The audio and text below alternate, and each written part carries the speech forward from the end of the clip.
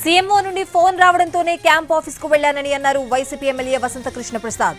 నియోజకవర్గ అభివృద్ధికి సంబంధించిన అంశాలను సీఎం దృష్టికి తీసుకువెళ్లానన్న ఆయన రాజకీయపరమైన విషయాలేమీ సీఎంతో మాట్లాడలేదన్నారు. సీఎం ఆదేశాల ప్రకారం నడుచుకుంటానని అన్నారు వసంత కృష్ణ ప్రసాద్.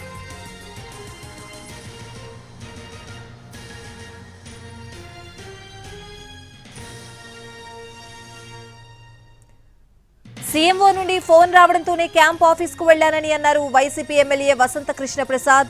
నియోజకవర్గ అభివృద్ధికి సంబంధించిన అంశాలను సీఎం దృష్టికి తీసుకువెళ్లానన్న ఆయన రాజకీయపరమైన విషయాలేవి సీఎంతో మాట్లాడలేదని అన్నారు. ఆయన సీఎం ఆదేశాల ప్రకారం నడుచుకుంటానని అన్నారు వసంత కృష్ణ ప్రసాద్.